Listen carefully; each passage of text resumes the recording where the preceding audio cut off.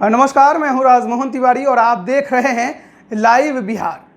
बिहार में कोरोना की दूसरी लहर का प्रभाव इस कदर बढ़ गया है कि हर दिन कोरोना संक्रमित मरीजों की मिलने की संख्या पहले दिन की तुलना में बढ़ते ही जा रही है।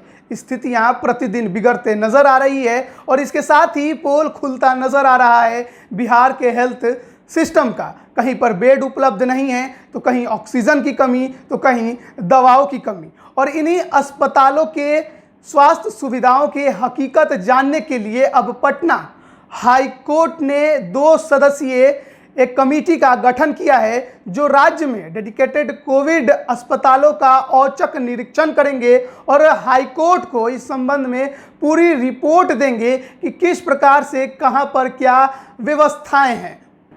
एम्स के डायरेक्टर और मानवाधिकार आयोग के अध्यक्ष को इसकी जिम्मेदारी दी गई है। हाईकोर्ट ने इस 2 सदस्यीय कमेटी को मंगलवार को एनएमसीएच का दौरा कर रिपोर्ट देने को कहा है। साथ ही इस कमेटी को कोविड अस्पतालों का औचक निरीक्षण करने का अधिकार दिया है।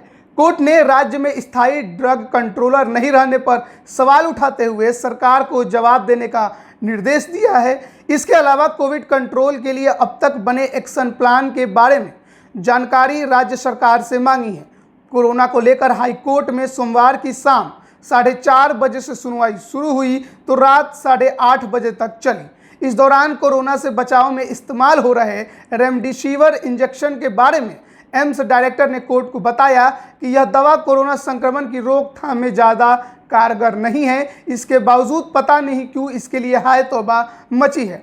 कोर्ट के सामने निदेशक ने कहा कि एम्स में बेडों की संख्या बढ़ा दी गई है, अन्य सरकारी अस्पतालों को बेडों की संख्या बढ़ानी चाहिए। न्यायमूर्ति चक्रधारी शरण सिंह तथा न्यायमूर्ति मोहित कुमार शाह की खंडपीठ ने वीडियो कॉन्फ्रेंसिंग से सुनवाई की।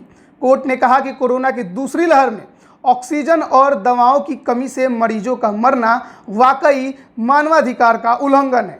हाईकोर्ट ने मेदांता अस्पताल और राजेंद्र नगर स्थित नेत्र अस्पताल को जल्द से जल्द कोविड सेंटर के रूप में शुरू करने का आदेश राज्य सरकार को दिया। कोर्ट ने पटना सहित राज्य के तमाम dedicated Covid centre, Covid care centre में ऑक्सीजन की कमी पूरी हुई या नहीं, इस बारे में डिटेल रिपोर्ट राज्य सरकार से तलब की है।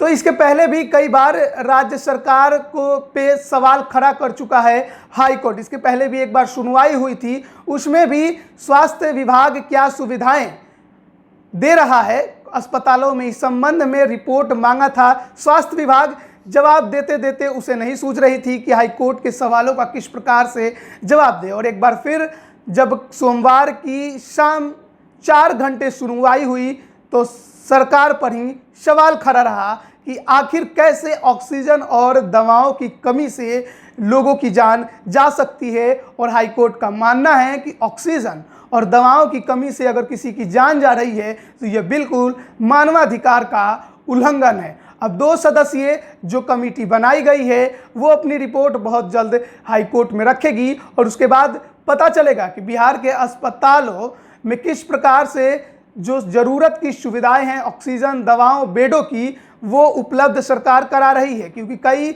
डॉक्टरों द्वारा ये खुद कहा गया है कि सरकार द्वारा उन्हें कोई भी सामान या सुविधा नहीं दी जा रही है, इस कारण से वो मरीजों को भर्ती नहीं ले रहे हैं। अब सरकार पर तो लगातार सवाल खड़े हो रहे हैं, बिहार के हेल्थ सिस्टम पर भी सवाल खड़े हो रहे हैं। जिस प्रकार से कोरोना की दूसरी लहर हर दिन एक नया रिकॉर्ड बना रही है, उसमें अब सरकार किस प्रकार से कोरोना की स्थिति को नियंत्रित करने के लिए क्या क्या तैयारियां कर रही है और किस प्रकार से उसने अस्पतालों में सुविधाएं दी है, इसकी पूरी रिपोर्ट अब हाई कोर्ट ने मांगी है। देखना है कि सरकार इस पर क्या कुछ जवाब देती है, क्या रिपोर्ट देती है। मेदांता अस्पताल और राजेंद्र नगर स्थित नेत्र अस्पताल को कोविड केयर सेंटर, कोविड अस्पताल बनाने की मांग पहले से ही चल रही थी और अब हाई कोर्ट ने भी आदेश दे दिया है। अब ऐसे तमाम जो भी समस्याएं खड़ी हो रही है वो हाई कोर्ट के ही सामने पहुंच रही है। हाई कोर्ट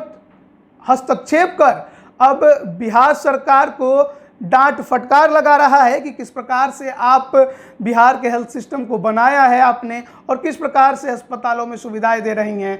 ये सारे जवाब अब सरकार को पटना हाई कोर्ट में रखने होंगे। आप बने रहिए लाइव बिहार के साथ, तमाम अपडेट हम आप तक लगातार पहुंचा रहे हैं। आपका बहुत बहुत धन्यवाद। लाइव बिहार यूट्यूब पर सब्सक्राइब और फेसबुक पर लाइक जरूर करें।